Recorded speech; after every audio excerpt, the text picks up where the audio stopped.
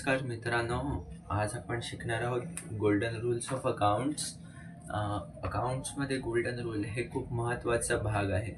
हे तुम्हाला कॉलेजमध्ये तर कळालंच असेल की आपल्याला 11वी ते पुढे आपलं पोस्ट ग्रॅज्युएशन होईपर्यंत गोल्डन रूल हे खूप महत्त्वाचे आहेत. तर मग आपण आता गोल्डन रूल्स बघणार आहोत. माझ्याकडे हे जे काही फोटो आहे हे मी व्हिडिओच्या शेवटी तुम्हाला ह्याचे फोटो प्रोव्हाइड करणार आहे. सो व्हिडिओ नक्की शेवटपर्यंत पहा आणि एकदा ही व्हिडिओ बघितली तर तुम्हाला रूल पूर्ण कळून जाणार आहेत. ओके, तर मग आता व्हिडिओला आपण सुरुवात करूयात. तर मग आता आहे पहिला नियम असा आहे, एकूण 3 नियम आहेत: personal, real and nominal.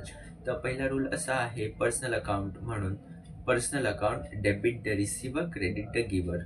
Means जो कोणीही रिसीव्ह करतोय तो येणार डेबिटमध्ये आणि जो कोणी गिव्हर आहे तो येणार क्रेडिटमध्ये. ओके, जसं की पर्सनल रिलेटेड आहे, पर्सन राम, श्याम, गीता, कुणाचंही नाव असेल, सो हे येतं ॲज पर पर्सनल अकाउंट रूलमध्ये. ओके, दुसरं आहे रिअल अकाउंट. रिअल अकाउंट हा ॲसेट संबंधी, ॲसेट्स अँड लायबिलिटी आपण जसं बोलतो तसं.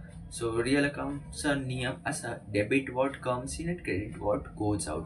जे काही आपल्या बिझनेसमध्ये आलं तर ते आपल्याला डेबिट करणार आणि जर काही बिझनेसमधून गेलं तर मग ते क्रेडिट होणार. ओके, कुठली असेट्स असेल, प्लांट असेल, मशिनरी असेल, काहीही असू शकतं. ओके, देन तिसरा नियम आहे नॉमिनल अकाउंट. हा आपल्या खर्चा रिगार्डिंग असतो, खर्च या गेन इन्कम रिगार्डिंग असतं. तर मग असं की nominal account debit all expenses and losses, credit all income and gain. Means जेवढे काही एक्सपेन्सेस असतील ते आपण सगळे डेबिटला टाकणार. एक्सपेन्स असो, सॅलरी असो, रेंट असो, रेट्स असो, काहीही असो, एक्सपेन्सेस आहे ते डेबिटला जाणार. आणि जे काही आपली इन्कम असेल, समजा कमिशन असेल या डिस्काउंट असेल, ते आपल्या क्रेडिटला येणार. ओके, तर मग आपण जनरल एंट्रीच्या पुढच्या व्हिडिओमध्ये बघणारच आहोत. तुम्हाला कुठल्या अजून काही कोणत्या प्रकारच्या नोट्स या काही हवे असतील तर डायरेक्टली मला कमेंट सेक्शनमध्ये सांगा. मी ते तुम्हाला प्रोव्हाइड करण्याचा लवकरच प्रयत्न करेन.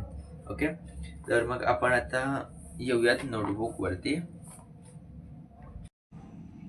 बघू शकता golden rule of accounting. Personal account related to person Ram, Sam, जसं काही नाव असेल त्या प्रकारे. जो कोण डेबिट असेल तो रिसिव्हर, क्रेडिट आहे तो गिव्हर. ओके, दुसरं आहे रिअल अकाउंट. हे असतं asset regarding plant and machinery वगैरे. डेबिट अँड क्रेडिटमध्ये आहे debit what comes in, credit what goes out. बिझनेसमध्ये आलं डेबिट, गेलं आउट मीन्स क्रेडिट.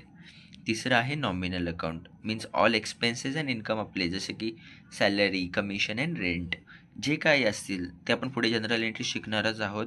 सो जे काही आपले एक्सपेन्स आणि लॉसेस असतील ते आपण डेबिटला करणार आहोत आणि जे काही आपले इन्कम अँड गेन असेल ते आपण क्रेडिटला टाकणार आहोत. जर तुम्हाला व्हिडिओ आवडला असेल या तुम्हाला रूल समजले असतील या नसेल समजले असेल, प्लीज मला कमेंट करून नक्की सांगा. भेटूयात नेक्स्ट व्हिडिओमध्ये.